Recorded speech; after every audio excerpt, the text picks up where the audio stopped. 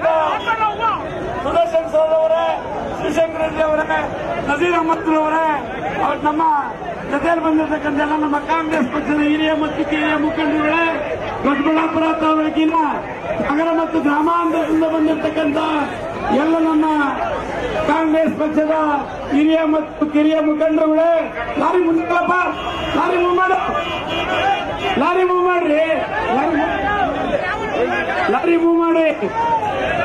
ಬಂಧುಗಳೇ, ದಯವಿಟ್ಟು ಎಲ್ಲ ಬರಬೇಕು. ಹಿಂಭಾಗದಲ್ಲಿರ್ತಕ್ಕಂಥವರು ದಯವಿಟ್ಟು ಮುಖ್ಯಮಂತ್ರಿಗಳ ಭಾಷಣವನ್ನು ಕೇಳಬೇಕು. ಬರ್ರಿ ಎಲ್ಲ ನನ್ನ ಮಾತೆಯ ತಾಲೂಕು ಆಫೀಸ್ಗೆ ಹೋಗಬೇಕು.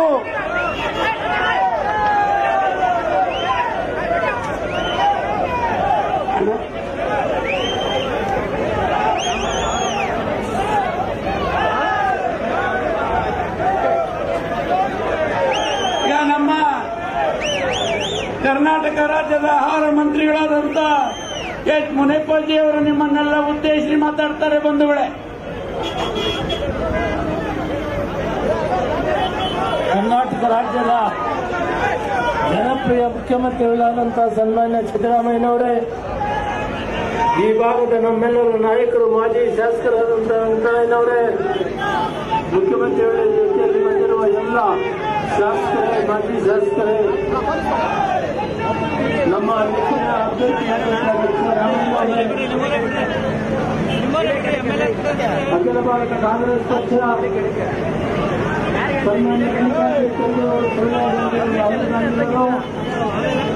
ಒಬ್ಬ ಯುವ ನಾಯಕರನ್ನ ಚಿಕ್ಕಬಳ್ಳಾಪುರ ಲೋಕಸಭಾ ಕ್ಷೇತ್ರಕ್ಕೆ ಅಭ್ಯರ್ಥಿಯಾಗಿ ಕೊಟ್ಟಿದ್ದಾರೆ. ಇವರ ಕುಟುಂಬ ಆರೋಗ್ಯ ಮತ್ತು ವೈದ್ಯಕೀಯ ಮತ್ತು ಶಿಕ್ಷಣ ಕ್ಷೇತ್ರದಲ್ಲಿ ಅಪಾರವಾದ ಸೇವೆಯನ್ನ ಕರ್ನಾಟಕ ರಾಜ್ಯಕ್ಕೆ ಕೊಡುಗೆಯನ್ನು ಕೊಟ್ಟಿದ್ದಾರೆ. ಇವರ ದೊಡ್ಡಪ್ಪ ಅವರು ಕೂಡ ದೇವನಹಳ್ಳಿ ಕ್ಷೇತ್ರದಲ್ಲಿ 72ರಲ್ಲಿ ವಿಧಾನಸಭಾ ಸದಸ್ಯರು ಕೂಡ ಆಗಿದ್ದರು. ಈ ಕ್ಷೇತ್ರದ ನಿಕಟ ಸಂಪರ್ಕ ಇದೆ ಅವರಿಗೆ. ಇವತ್ತು ಸಿದ್ದರಾಮಯ್ಯನವರು ಕೂಡ ವಿಧಾನ ಪರಿಷತ್ತಿನ ಸದಸ್ಯರಾಗಿ ಕೆಲಸ ಮಾಡ್ತಾ ಇದ್ದಾರೆ. ನಿರಂತರವಾಗಿ ಜನಸೇವೆಯಲ್ಲಿದ್ದಾರೆ.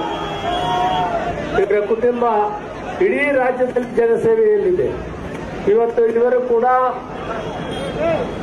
ಅಖಿಲ ಭಾರತ ಕಾಂಗ್ರೆಸ್ ಪಕ್ಷದ ಪ್ರಧಾನ ಕಾರ್ಯದರ್ಶಿಯಾಗಿ, ಪ್ರದೇಶ ಕಾಂಗ್ರೆಸ್ ಯುವ ಕಾಂಗ್ರೆಸ್ಸಿನ ಅಧ್ಯಕ್ಷರಾಗಿ ಸೇವೆಯನ್ನು ಮಾಡಿದ್ದಾರೆ. ಸನ್ಮಾನ್ಯ ಮುಖ್ಯಮಂತ್ರಿಗಳು ಪ್ರಣಾಳಿಕೆಯಲ್ಲಿ ಕೊಟ್ಟಿದ್ದಂತ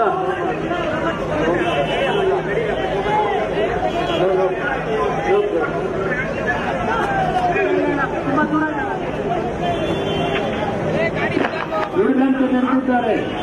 5 ಗ್ಯಾರಂಟಿಗಳನ್ನ ಶಕ್ತಿ ಯೋಜನೆ, ಗೃಹಲಕ್ಷ್ಮಿ, ಗೃಹ ಜ್ಯೋತಿ, ಅನ್ನಭಾಗ್ಯ, ಯುವ ನಿಧಿ ಇವೆಲ್ಲವೂ ಕೂಡ ನುಡಿದಂತೆ ನಡೆದು ಕಾರ್ಯಕ್ರಮವನ್ನು ಜಾರಿ ಮಾಡಿ ಸುಮಾರು 36,000 ಕೋಟಿ ರೂಪಾಯಿಗಳನ್ನ ಈ 8-9 ತಿಂಗಳಲ್ಲಿ ಖರ್ಚು ಮಾಡಿದ್ದಾರೆ. ಭಾರತ ದೇಶದಲ್ಲಿ ಒಬ್ಬ ಅರ್ಥ ಸಚಿವರಾಗಿ ಕರ್ನಾಟಕ ರಾಜ್ಯದ 17ನೇ ಬಜೆಟ್ ಕೊಡುವಂತ ಕಾಲದಲ್ಲಿ ಬಿಜೆಪಿ ಪಕ್ಷದವರು ಇವರು ದಿವಾಳಿ ಆಗಿದೆ, ಇವರು ದುಡ್ಡು ಕೊಡಕ್ಕಾಗೋದಿಲ್ಲ, ದುಡ್ಡು ಇಲ್ಲ ಅಂತ ಹೇಳ್ತಾ ಇದ್ರು. ಅವರಿಗೆ ಆದಂತಹ ಚತುರ್ಥರದಿಂದ 59,000 ಕೋಟಿ ರೂಪಾಯಿಗಳನ್ನ ಗ್ಯಾರಂಟಿಗಳು ಕೊಟ್ಟು ಸುಮಾರು 1 ಲಕ್ಷ ಕೋಟಿ ರೂಪಾಯಿಗಳನ್ನು ಸರ್ವತೋಮುಖ ಅಭಿವೃದ್ಧಿಗೆ ರಾಜ್ಯದಲ್ಲಿ ಮುಡಿಪಿಟ್ಟಿದ್ದಾರೆ. ಅದು ಅವರ ಚಾಣಕ್ಯತನ ಮತ್ತು ಅವರ ಒಂದು ಅನುಭವದ 14ನೇ ಬಜೆಟ್ ಅನ್ನು ಕೊಟ್ಟಂತ ಒಬ್ಬ ಮುಖ್ಯಮಂತ್ರಿ ಕರ್ನಾಟಕ ರಾಜ್ಯ ಅಲ್ಲ, ಭಾರತದಲ್ಲೇ ವಿಶೇಷವಾದಂತ ಒಬ್ಬ ಮುಖ್ಯಮಂತ್ರಿ. ಕೊಡುವಂತ ಕಾಲದಲ್ಲಿ ಕೂಡ ಯಾವುದೇ ಅಭಿವೃದ್ಧಿ ಕೆಲಸಕ್ಕೆ 2024-25ರಲ್ಲಿ ತಡೆಯಲಿದೆ ಎಲ್ಲ ಅಭಿವೃದ್ಧಿ ಕೆಲಸಗಳು, ಕುಡಿಯುವ ನೀರು, ರಸ್ತೆ ಎಲ್ಲ ಕಾಮಗಾರಿಗಳು ಕೂಡ ಹಣವನ್ನ 2024 ಅದೇ ರೀತಿ ಗ್ಯಾರಂಟಿಗಳು ಕೂಡ 59ರಿಂದ 60,000 ಕೋಟಿ ರೂಪಾಯಿಗಳನ್ನು ಒದಗಿಸಿದ್ದಾರೆ.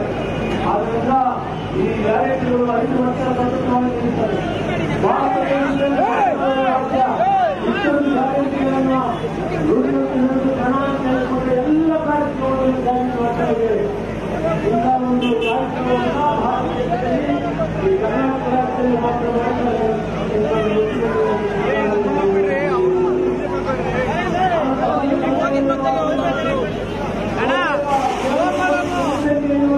ಕರ್ನಾಟಕ ರಾಜ್ಯದಲ್ಲಿ 4.5 ಕೋಟಿಯಿಂದ 5 ಕೋಟಿ ಜನರಿಗೆ ಉತ್ಸಾಹವನ್ನು ರೀತಿಯಲ್ಲಿ ಈ ಸವಲತ್ತುಗಳಲ್ಲಿ ಸಿಕ್ಕಿದೆ. ಎಂದು ಇಲ್ಲದ ಸೌಲಭ್ಯ ಸಿಕ್ಕಿದೆ. ಆದ್ದರಿಂದ ಈ ಸವಲತ್ತುಗಳನ್ನು 5 ವರ್ಷಗಳು ಸಂಪೂರ್ಣವಾಗಿ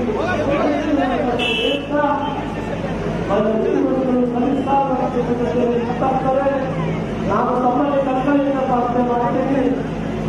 ಯೋಗ ಚೆನ್ನಾಗ್ತದೆ. ಕೋವಿಡ್ ಸಂದರ್ಭದಲ್ಲಿ ಮೆಡಿಕಲ್ ಮತ್ತು ಮತ್ತು ಒಳ್ಳೆ ಚಿಕಿತ್ಸೆಯನ್ನು ಬರುತ್ತಾರೆ.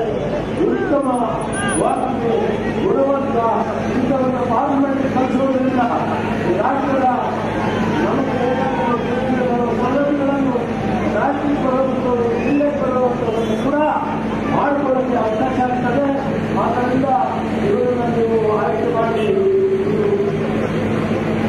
ಪಾರ್ಲಿಮೆಂಟ್ ಕಲಿಸಿಕೊಡ್ಬೇಕು ಅಂತ ಹೇಳಿ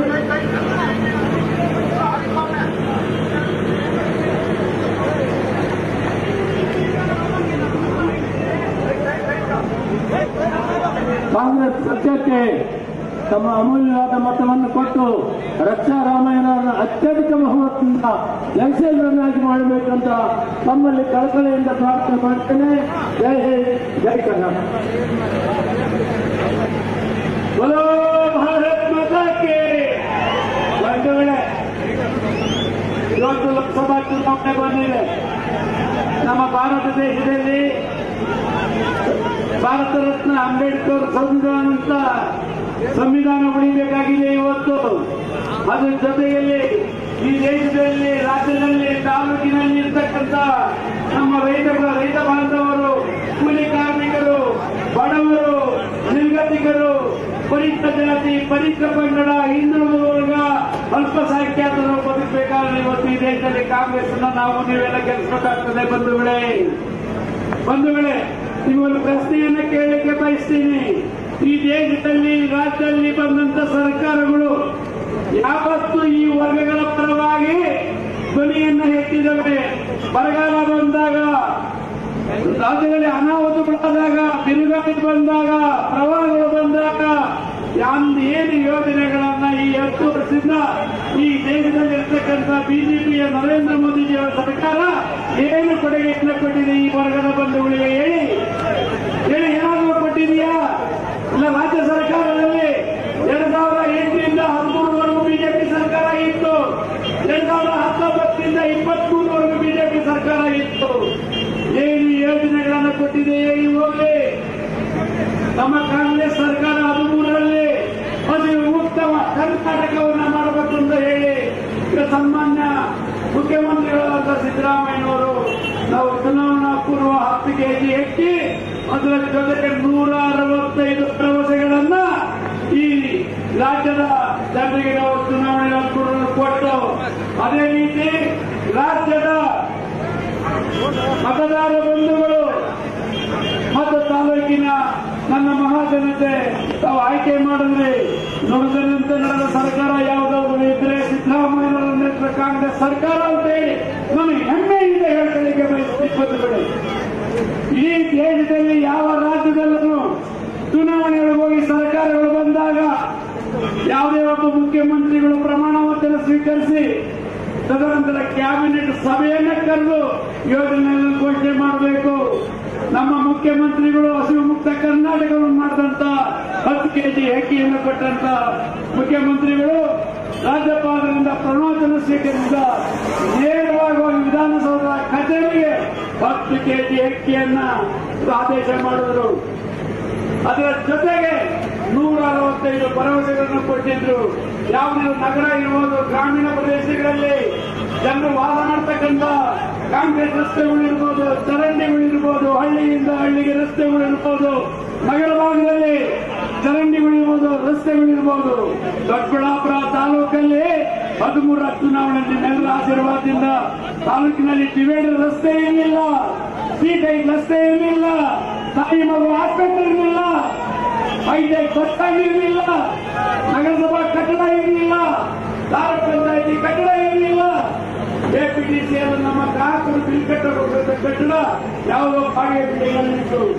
ಏನು ನಾನು ತಾಲೂಕಿನ ನಿಮ್ಮೆಲ್ಲರ ಪರವಾಗಿ ಯಾವುದೇ ಪ್ರಸ್ತಾವವನ್ನು ಇಟ್ಕೊಂಡು ಹೋದಾಗ ಒಂದು ದಿನ ನನ್ನನ್ನು ವಾಪಸ್ ಕರೆದಿಲ್ಲ ನಮ್ಮ ಮುಖ್ಯಮಂತ್ರಿಗಳವರ ಸಿದ್ದರಾಮಯ್ಯವರು.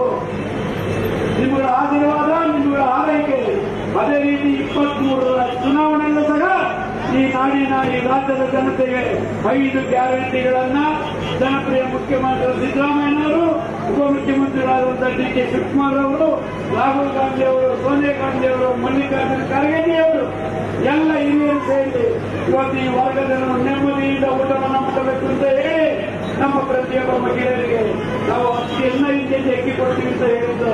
ಪತ್ರವನ್ನು ಸಹ ಬರೆದಿದ್ದು ಕೇಂದ್ರ ಸರ್ಕಾರಕ್ಕೆ, ಆಹಾರ ಮಂತ್ರಿಗಳಿಗೆ ಕೊಡ್ತೀವಿ ಅಂತ ಹೇಳಿದವರು. ತದನಂತರ ನಾವು 5 ಕೆಜಿ ಅಕ್ಕಿ ಕೊಟ್ಬಿಟ್ರೆ ಕಾಂಗ್ರೆಸ್ ಒಳ್ಳೆ ಹೆಸರು ಬಂದ್ಬಿಡುತ್ತೆ ಅಂತ ಹೇಳಿ ಅಕ್ಕಿ ಇಲ್ಲ ಅಂತ ಹೇಳಿದ್ರು. ತದನಂತರ ನಮ್ಮ ಆಹಾರ ಮಂತ್ರಿಗಳು ಕೆ ಮುನಿಯಪ್ಪಾಜಿಯವರು ತೆಲಂಗಾಣ, ಆಂಧ್ರ, ಪಂಜಾಬ್, ಮಧ್ಯಪ್ರದೇಶ, ತಮಿಳುನಾಡು ಎಲ್ಲ ಕಡೆನೂ ಹೋಗಿ ಅಕ್ಕಿಯನ್ನು ನಾವು ಕೊಡಬೇಕು ಅಂತ ಹೇಳಿ ಪ್ರಯತ್ನ ಪಟ್ಟು ಆಗಲ್ಲ. ತದನಂತರ ಮುಖ್ಯಮಂತ್ರಿಗಳು ಸಂಪುಟ ಸಭೆಯನ್ನು ಕರೆದು ಅಕ್ಕಿ ಸಿಗ್ತಾ ಇಲ್ಲ, ನೀವು 35 ತರ ನೀವು 5 ಕೆಜಿಯ ದುಡ್ಡನ್ನು ಕೊಟ್ಬಿಡಿ ಅಂತ ಮಾಡಬೇಕು. 170 ರೂಪಾಯಿ ನಿಮಗೆ ಬರ್ತದೆ. ಇನ್ನೊಂದು ಪ್ರಶ್ನೆಯನ್ನು ಕೇಳಕ್ಕೆ ಬಯಸ್ತೀವಿ. ಇವತ್ತು 2018ರಲ್ಲಿ ಯಾರು ಬಹುಮತ ಬರಲಿಲ್ಲ. ನಾವು ಸಮ್ಮಿಶ್ರ ಸರ್ಕಾರವನ್ನು ಮಾಡಬೇಕಾದಾಗ ನಾವು 7 ಕೆಜಿ ಅಕ್ಕಿಯನ್ನು ಕೊಡ್ತಿದ್ದೆವು. 19ರಲ್ಲಿ ಆಪರೇಷನ್ ಕಮಲ ಮಾಡಿದಂತ ಯಡಿಯೂರಪ್ಪನವರ ಸರ್ಕಾರ, ಬಸವರಾಜ ಬೊಮ್ಮಾಯಿಯವರ ಸರ್ಕಾರದಲ್ಲಿ 5 ಕೆಜಿ ಮಾಡಿದ್ರು. 5 ಕೆಜಿ ಮಾಡಿದ್ರೆ 2 ಕೆಜಿ ಅಕ್ಕಿಲ್ಲ. ತದನಂತರ ಕೇಂದ್ರದಲ್ಲಿರ್ತಕ್ಕಂಥ ನರೇಂದ್ರ ಮೋದಿಜಿಯವರ ಬಿಜೆಪಿ ಸರ್ಕಾರ 450 ರೂಪಾಯಿಗೆ ನಮ್ಮ ಹಿಂದೆ ಸರ್ಕಾರ ಇದನ್ನೆಲ್ಲ ಕೊಡ್ತಾ ಇದ್ದ ಬಂಧುಗಳೇ. 450 ರೂಪಾಯಿ ಕೊಟ್ಟರು ಸಹ ಹೂ ಮಾಡಬಹುದು. 450 ರೂಪಾಯಿ ಕೊಡ್ತಿದ್ದು. ಅದರಲ್ಲಿ ಬಿಪಿಎಲ್ ಕಾರ್ಡ್ ಇರ್ತಕ್ಕಂಥ ಕುಟುಂಬಗಳಿಗೆ 100 ರೂಪಾಯಿ ಸಬ್ಸಿಡಿಯನ್ನು ಸಹ ನಮ್ಮ ಯುಪಿಎ ಸರ್ಕಾರ ಇರ್ಬೋದು, ನಮ್ಮ ಇಲ್ಲಿರ್ತಕ್ಕಂಥ ಸಿದ್ದರಾಮಯ್ಯನವರ ಸರ್ಕಾರ ಇರ್ಬೋದು ಕೊಡ್ತಾ ಇದ್ವಿ ನಾವು. ಅವರು 1150 ರೂಪಾಯಿ ಮಾಡಿದ್ರು. 750 ರೂಪಾಯಿ ಆಯ್ತಲ್ಲ ಬಂಧುಗಳೇ, ಜಾಸ್ತಿ 750 ಡಿಫರೆನ್ಸ್ ಆಯ್ತು. 84 9,000 ಜಾಸ್ತಿ ಆಯ್ತು ಒಂದು ವರ್ಷಕ್ಕೆ. ಅಕ್ಕಿದು 1,000 ರೂಪಾಯಿ ಒಂದು ವರ್ಷಕ್ಕೆ ಜಾಸ್ತಿ ಆಯ್ತು. 23ರ ಚುನಾವಣೆಯಲ್ಲಿ ತಾಲೂಕಿನ ಮಹಾಜನತೆ ತಾವು ಏನು ಒಂದು ದಿನದ ಊಟಕ್ಕೆ ಹೋಗಿ ಇವತ್ತು 25 ವರ್ಷಗಳ ಕಾಲ ತಾಲೂಕಿಂದ ಹೋಯಿತು. ನನ್ನ ಕನಸಿನ ಯೋಜನೆಗಳಾದಂಥ ಮೆಡಿಕಲ್ ಕಾಲೇಜು, ನರ್ಸಿಂಗ್ ಕಾಲೇಜು, ಜಿಲ್ಲಾ ಆಸ್ಪತ್ರೆ, ಇನ್ನು 10 ಹಲವು ಯೋಜನೆಗಳನ್ನು ನಾವು ಕೊಟ್ಟಿದ್ದ ಬಂಧುಗಳೇ. ಮೂಮಡಿಯಪ್ಪ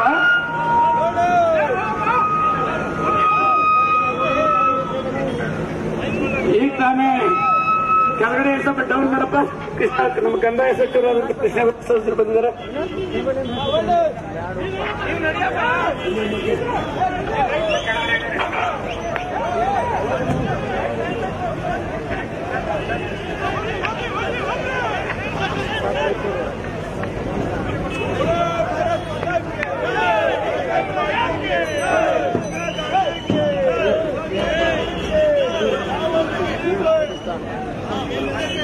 ಮಾಡಪ್ಪ ಹಕ್ಕು.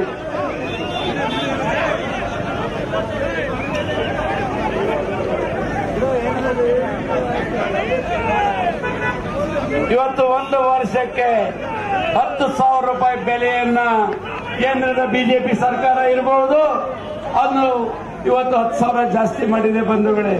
ಏನು ಕೊಡುಗೆ ಕೊಟ್ಟಿದೆ ಹೇಳಿ? ಈ ದೇಶದಲ್ಲಿ, ನಮ್ಮ ರಾಜ್ಯದಲ್ಲಿ ಯಾವತ್ತು ಈ ವರ್ಗಗಳ ಪರವಾಗಿ ಕಾಂಗ್ರೆಸ್ ಸರ್ಕಾರ ಕೊಡುಗೆಯನ್ನು ಕೊಟ್ಟಿದೆ.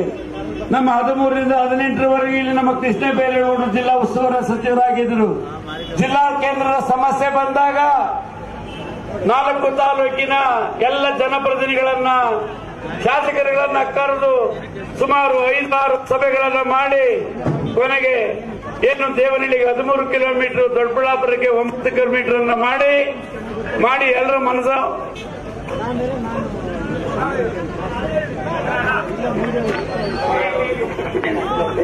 ವೆಲ್ಕಮ್.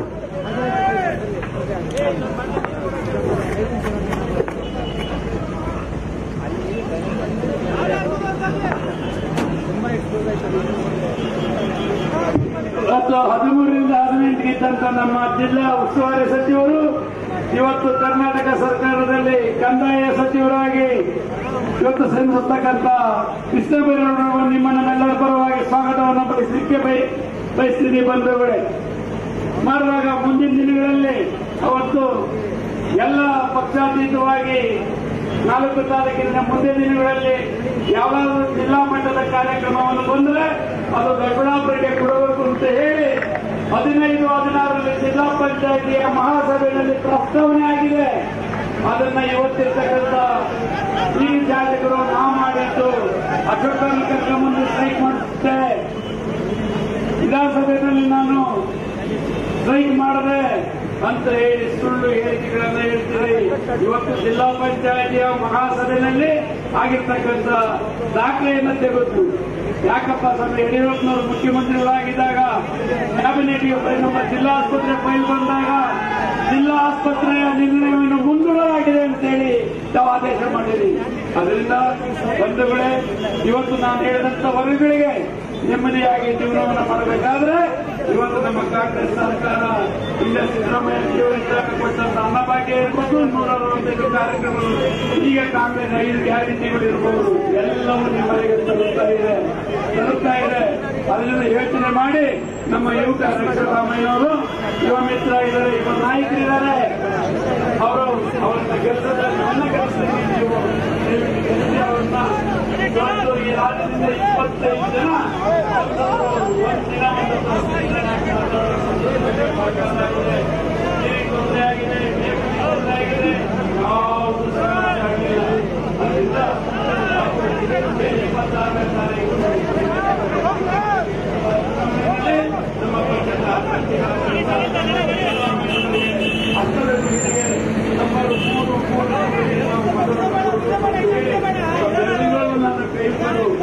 ಹೇಳಿ ಇವತ್ತು ಯಾವ್ದಾದ್ರು ಬೇರೆ ಸರ್ಕಾರದಿಂದ ನಿಮ್ಮ ಮನೆಗಳಿಗೆ ಏನು ಯೋಜನೆ ಬಂದಿದೆ ಹೇಳಿ, ಏನು ಕೊಡುಗೆ ಬಂದಿದೆ ಹೇಳಿ. ನಮ್ಮ ಮಾತೆಯರು ಹಣಗಿಟ್ಟಿಗಳ ಬಟ್ಟೆಯನ್ನು ಉಚಿತವಾಗಿ ಬಂದಿದೆಯಾ? ಮನೆಯಲ್ಲಿ ದೇವರ ಪೂಜೆಯನ್ನು ಮಾಡ್ಲಿಕ್ಕಂತ ಬತ್ತಿಯನ್ನು ಉಚಿತವಾಗಿ ಕೊಟ್ಟಿದ್ದಾರೆ ಬಿಜೆಪಿ ಸರ್ಕಾರದವರು. ಆ ದೀಪಕ್ಕೆ ಎಣ್ಣೆಯನ್ನ ಉಚಿತವಾಗಿ ಕೊಟ್ಟಿದ್ದಾರೆ ಹೇಳಿ ಬಂಧುಗಳೇ. ಇವತ್ತು ನಾನು ಹೇಳಿದಂತ ಈ ವರ್ಗಗಳಿಗೆ ಕಾಂಗ್ರೆಸ್ ಪಕ್ಷ ನೆಹರೂರ ಕಾಲದಿಂದಲೂ ಇವತ್ತಿನವರೆಗೂ ಒಂದಲ್ಲ ಒಂದು ಕಷ್ಟಗಳು ಬಂದಾಗ ಹಲವಾರು ಯೋಜನೆಗಳನ್ನು ಜಾರಿ ತಂದು ನೆಮ್ಮದಿಯಾಗಿ ಜೀವನ ಮಾಡಲಿಕ್ಕೆ ಸಹಕಾರಿಯಾಗಿದೆ. ಅದನ್ನ ಕಾಂಗ್ರೆಸ್ ಪಕ್ಷಕ್ಕೆ ಹಸ್ತದ ಮತವನ್ನು ಕೊಡಬೇಕು ಅಂತ ಹೇಳಿ ನಾನು ವಿನಂತಿ ಮಾಡಿಕೊಂಡು ನನ್ನ ಮಾತನ್ನು ಮುಗಿಸ್ತೀನಿ. ನಮಸ್ಕಾರ. ಈಗ ನಮ್ಮ ಕಂದಾಯ ಸಚಿವರು 2013ರಿಂದ 18ಕ್ಕೆ ಬೆಂಗಳೂರು ಗ್ರಾಮಾಂತರ ಜಿಲ್ಲೆಯಲ್ಲಿ ಜಿಲ್ಲಾ ಉಸ್ತುವಾರಿ ಸಚಿವರಾಗಿ ನಮಗೆ ತಿಂಗಳಿಗೆ ಒಂದು ಸಭೆಯನ್ನು ಕೇಳಿದರು. ವಿಧಾನಸಭೆ ಅಧಿವೇಶನ ನಡೆಯುವಾಗ ನಮಗೆ ವಾರದಲ್ಲಿ ಒಂದಿನ ಊಟಕ್ಕೆ ಕರೆದು ಏನಪ್ಪಾ ನಿಮ್ಮ ಕ್ಷೇತ್ರದ ಸಮಸ್ಯೆ, ಪ್ರತಿಯೊಂದು ಸಾಥವನ್ನು ಮಾಡಿಕೊಡೋರು. ಅವರು ತಮ್ಮನ್ನೆಲ್ಲ ಉದ್ದೇಶಿಸಿ ಮಾತಾಡ್ತಾರೆ. ಎಲ್ಲರಿಗೂ ನಮಸ್ಕಾರ. ಇವತ್ತು ದೊಡ್ಡಬಳ್ಳಾಪುರದಲ್ಲಿ ಕಾಂಗ್ರೆಸ್ ಅಭ್ಯರ್ಥಿ ರಕ್ಷಾ ರಾಮಯ್ಯ ಅವರ ಪರವಾಗಿ ಪ್ರಚಾರ ಮಾಡಲಿಕ್ಕೆ ನಾಡಿನ ಅತ್ಯಂತ ಜನಪ್ರಿಯ ಮುಖ್ಯಮಂತ್ರಿಗಳು, ನಮ್ಮೆಲ್ಲರ ನಾಯಕರು ಶ್ರೀಯುತ ಸಿದ್ದರಾಮಯ್ಯನವರು, ಹಾಗೇನೆ ಜಿಲ್ಲಾ ಉಸ್ತುವಾರಿ ಸಚಿವರು ಹಿರಿಯರು ಶ್ರೀ KH ಮುನಿಯಪ್ಪನವರು, ಮತ್ತೊಬ್ಬ ಸಚಿವರು ಡಾಕ್ಟರ್ MC ಸುಧಾಕರ್ ಅವರು ಹಾಗೂ ನಾವೆಲ್ಲರೂ ಕೂಡ ರಕ್ಷಾ ರಾಮಯ್ಯ ಅವರ ಪರವಾಗಿ ತಮ್ಮ ಸಹಾಯ ಕೇಳಲಿಕ್ಕೆ ಬಂದಿದ್ದೇವೆ.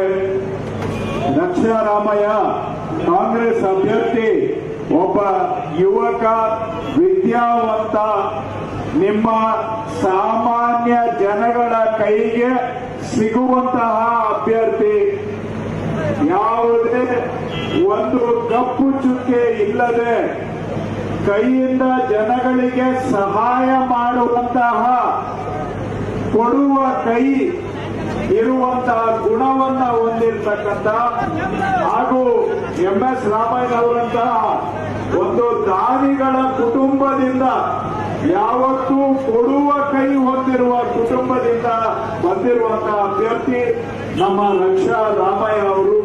ವಿದ್ಯಾವಂತರು, ಯುವಕರು, ಶುದ್ಧ ಹಸ್ತ ಹೊಂದಿರತಕ್ಕಂಥವರು. ಬಿಜೆಪಿ ಅಭ್ಯರ್ಥಿ ಅವರು ಹಿಂದೆ ಅಧಿಕಾರಕ್ಕಾಗಿ ಕಾಂಗ್ರೆಸ್ ಬಿಟ್ಟು ಪಕ್ಷಾಂತರ ಮಾಡಿದ್ದಷ್ಟೇ ಅಲ್ಲ, ಉಂಡ ಮನೆಗೆ ದ್ರೋಹ ಮಾಡಿದಂತವರು ಇವತ್ತು ಬಿಜೆಪಿಯಿಂದ ಅಭ್ಯರ್ಥಿಯಾಗಿದ್ದಾರೆ. ಮಂತ್ರಿಗಳಾಗಿ ಜನಗಳಿಂದ ಸುಲಿಗೆ ಮಾಡಿ ಕೋವಿಡ್ ಅಂತಹ ಕಷ್ಟ ಕಾಲದಲ್ಲಿ ಜನಗಳಿಗೆ ಸಹಾಯ ಮಾಡೋದನ್ನ ಬಿಟ್ಟು ಹೆಣಗಳಲ್ಲಿ ಹಣವನ್ನ ಮಾಡ್ತಾವರು ಅಂತೇಳಿ ಬಿಜೆಪಿಯ ನಾಯಕರೇ ಅವ್ರ ಬಗ್ಗೆ ಮಾತಾಡಿದ್ದಾರೆ. ಬಿಜೆಪಿ ಎಂಎಲ್ಎಗಳು ಮಾತಾಡಿದ್ದಾರೆ. ಬಿಜೆಪಿಯ ಎಕ್ಸ್ ಮಿನಿಸ್ಟರ್ಗಳು ಹೇಳಿದ್ದಾರೆ. ಈ ಸುಧಾಕರ್ ಅನ್ನುವಂಥವರು ಹಿಂದೆ ಮಂತ್ರಿ ಆಗಿದ್ದಾಗ ಬಿಜೆಪಿ ಸರ್ಕಾರದಲ್ಲಿ ಕೋವಿಡ್ ಕಾಲದಲ್ಲಿ ಜನಗಳ ಹೆಣದಲ್ಲಿ ಹಣ ಮಾಡಿದ್ರು ಅಂತೇಳಿ ಬಿಜೆಪಿಯ ಅನೇಕ ನಾಯಕರೇ ಮಾತಾಡಿದ್ದಾರೆ. ಅಂತಹ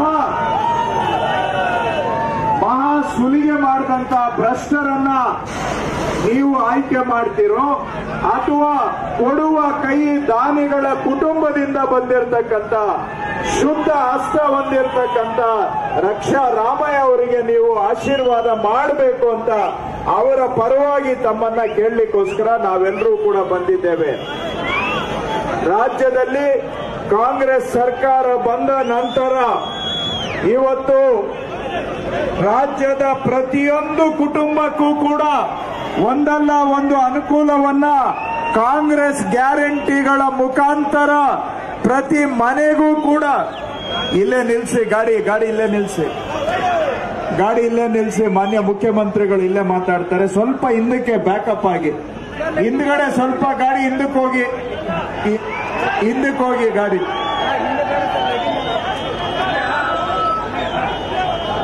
ಎಲ್ಲಿ ಜನ ಇಲ್ಲಿದ್ದಾರೆ, ಅಲ್ಲಿ ಜನ ಇರಲ್ಲ. ಜನ ಇಲ್ಲೇ ಇದ್ದಾರೆ. ಜನ ಇಲ್ಲಿದಾರಪ್ಪ, ಅಲ್ಲಿಗೆ ಬರೋದಿಲ್ಲ. ಈ ಮುಖ್ಯಮಂತ್ರಿಗಳು ಜನ ಎಲ್ಲಿದ್ರೆ ಅಲ್ಲಿ ಮಾತಾಡ್ಲಿ. ಇಲ್ಲಿ ಜನ ಜಾಸ್ತಿ ಇದ್ದಾರೆ. ಮುಂದಕ್ಕೆ ಕೆಲವರು ಬರ್ತಾರೆ, ಕೆಲವರು ಬರೋದು. ಆಯ್ತು ಮುಂದಕ್ಕೆ ಮೂವ್ ಮಾಡಿ. ಆಗಲ್ಲ, ಆಯ್ತು ಮುಂದಕ್ಕೆ ಮೂವ್ ಮಾಡಿ. ಆಯ್ತು ಮುಂದಕ್ಕೆ ಮೂವ್ ಮಾಡಿ. ಆಗಲ್ಲ, ಮೂವ್ ಮಾಡಿ ನಡ್ರಿ. ಹಾಗಾದ್ರೆ ಮುಂದಕ್ಕೆ ಹೋಗ್ತಾ ಇರಿ. ಆಯ್ತು ನಡ್ರಿ, ಮುಂದಕ್ಕೆ ನಡ್ರಿ. ಮೂವ್ ಮಾಡಿ ಹೋಗ್ತಾ ಇರ್ಲಿ, ಹಾಗೆ ಹೋಗ್ತಾ ಇರ್ಲಿ.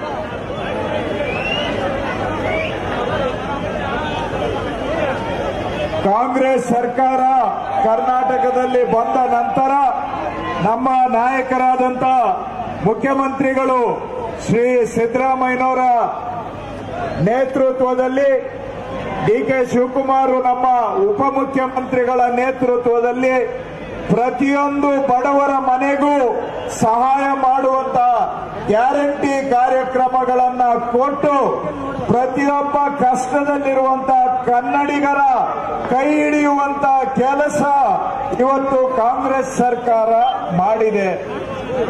ಎಷ್ಟೋ ಜನ ಮಹಿಳೆಯರು ಕಷ್ಟದಲ್ಲಿ ಸಂಸಾರ ನಡೆಸಲಿಕ್ಕೆ ಇಲ್ಲ, ನಡೀಪ ಬೇಕಾದಷ್ಟು ಕ್ಲಿಯರೆನ್ಸ್ ಇದೆ.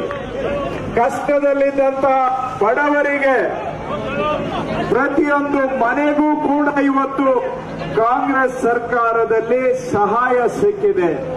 ಪ್ರತಿ ಮನೆಗೆ 4, 5, 6, 7, 8 ಸಾವಿರ ರೂಪಾಯಿವರೆಗೆ ಸಂಸಾರ ನಡೆಸಲಿಕ್ಕೆ ಸಹಾಯ ಆಗ್ತಾ ಇದೆ. ಇವತ್ತು ಒಂದು ಕುಟುಂಬ, ಅವರು ಕ್ಷೌರಿಕರ ಕುಟುಂಬದಿಂದ ಬಂದಿದ್ದಂತ ಅವರು ಕೋವಿಡ್ ಕಾಲದಲ್ಲಿ ಕ್ಷೌರ ಮಾಡ್ತಾ ಇದ್ದಂತ ತಂದೆ ತೀರೋದು. ಅವರ ಮಗ PUCಗೆ ಕಾಲೇಜು ಫೀಸ್ ಕಟ್ಟೋದಿಕ್ಕೆ ದುಡ್ಡಿರ್ಲಿಲ್ಲ. ಅಂತ ಸಂದರ್ಭದಲ್ಲಿ ಗೃಹಲಕ್ಷ್ಮಿಯಲ್ಲಿ ಕಾಂಗ್ರೆಸ್ ಸರ್ಕಾರದಿಂದ ಬಂದಂತ ಗೃಹಲಕ್ಷ್ಮಿ ದುಡ್ಡಲ್ಲಿ ಆ ಹುಡುಗನ ತಾಯಿ ವೇದಾಂತ್ ಅಂತ ಮಗನ ಸ್ಕೂಲ್ ಫೀಸ್ ಅನ್ನ ಕಟ್ಟಿ ಆ ವಿದ್ಯಾರ್ಥಿ PUCಯಲ್ಲಿ ಇಡೀ ಸ್ಟೇಟ್ಗೆ ಫಸ್ಟ್ ರ್ಯಾಂಕ್ ತಗೊಂಡಿದ್ದಾನೆ. ಆ ತರ ಬಡವರ ಮನೆಯ ಜ್ಯೋತಿ ಗ್ಯಾರಂಟಿ ಕಾರ್ಯಕ್ರಮಗಳು. ಆ ತರ ಪ್ರತಿಯೊಂದು ಮನೆಗೂ ಕೂಡ ಗ್ಯಾರಂಟಿಯಿಂದ ಇವತ್ತು ಸಹಾಯ ಆಗಿದೆ. ಇಂಥ ಸಂದರ್ಭದಲ್ಲಿ ಜೆಡಿಎಸ್ನವರು ಬಿಜೆಪಿಯವರು ನಮ್ಮ ಗ್ಯಾರಂಟಿಗಳನ್ನ ವಜಾ ಮಾಡೋದಕ್ಕೆ ಪ್ರಯತ್ನ ಮಾಡ್ತಾ ಇದ್ದಾರೆ. ಅದಕ್ಕೆ ಅವ್ರು ಹೇಳಿರೋದು ಮೊನ್ನೆ ಗ್ಯಾರಂಟಿ ಬಂದ ಮೇಲೆ ಹೆಣ್ಣು ಮಕ್ಕಳು ಕೆಟ್ಟೋಗ್ಬಿಟ್ಟಿದ್ದಾರೆ, ಗ್ಯಾರಂಟಿ ಬಂದ ಮೇಲೆ ಹೆಣ್ಣು ಮಕ್ಕಳು ದಾರಿ ತಪ್ಪಿದ್ದಾರೆ ಅಂತ. ಅಧಿಕಾರದ ಮಜವನ್ನ ಮಾಡಬಾರದ ಕೆಲಸಗಳನ್ನ ನಮ್ಮಂತವರು ಮಾಡಿ ದುಡಿದು ಬೆವರು ಸುರಿಸಿ ಮನೆಗಳನ್ನ ಸಾಕ್ತಕ್ಕಂತ ಮಹಿಳೆಯರನ್ನ ದಾರಿ ತಪ್ಪಿದ್ದಾರೆ ಅಂತ ಅವಮಾನ ಮಾಡುವಂತಹ ಬಿಜೆಪಿ ಜೆಡಿಎಸ್ನವರಿಗೆ ನಾವೆಲ್ಲರೂ ಕೂಡ ಪಾಠ ಕಲಿಸಬೇಕು. ಈ ಚುನಾವಣೆಯಲ್ಲಿ ಜೆಡಿಎಸ್ನವರ ಪಾರ್ಟಿ ಸಿಂಬಲ್ಲು ತೆನೆ ಹೊತ್ತ ಮಹಿಳೆಯನ್ನ ಓಟ ತೋರಿಸ್ಬಿಟ್ಟು ಓಟ್ ತಗೋತಾರೆ. ಆದ್ರೆ ಮಹಿಳೆ ದಾರಿ ತಪ್ಪಿದ್ದಾರೆ ಅಂತೇಳಿ ಇಡೀ ಮಹಿಳೆಯರನ್ನ ಅವಮಾನ ಮಾಡ್ತಾರೆ. ಅವರ ಸಿಂಬಲ್ಲು ತೆನೆ ಹೊತ್ತ ಮಹಿಳೆ. ಆ ಮಹಿಳೆ ಪಾಪ ತೆನೆ ಹೊತ್ತು ಹೊಲದಲ್ಲಿ ದುಡಿಬೇಕು. ಆ ದುಡಿಮೆಗೆ ಜನತಾದಳದವರು ಸಂಬಳ ಕೊಡಲ್ಲ, ಕೂಲಿ ಕೊಡಲ್ಲ. ಕೂಲಿ ಇಲ್ಲದೆ ದುಡಿತಾ ಇರುವ ತೆನೆ ಹೊತ್ತ ಮಹಿಳೆಗೆ ಕಾಂಗ್ರೆಸ್ ಗ್ಯಾರಂಟಿ ಮುಖಾಂತರ ನಾವು ಕೂಲಿಯನ್ನ ಕೊಡ್ತಾ ಇದ್ದೇವೆ. ಇವತ್ತು ಆ ತರಹ ಇವತ್ತು ಬಿಜೆಪಿ ಜೆಡಿಎಸ್ನವರು ಏನೇ ಮಾಡಿ ಈ ಗ್ಯಾರಂಟಿಗಳನ್ನ ವಜಾ ಮಾಡಬೇಕು ಅಂತ ಪಿತೂರಿ ನಡೆಸ್ತಾ ಇದ್ದಾರೆ.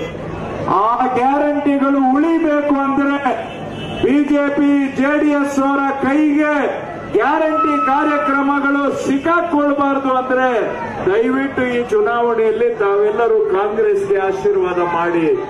ಕೇಂದ್ರದಲ್ಲೂ ಕಾಂಗ್ರೆಸ್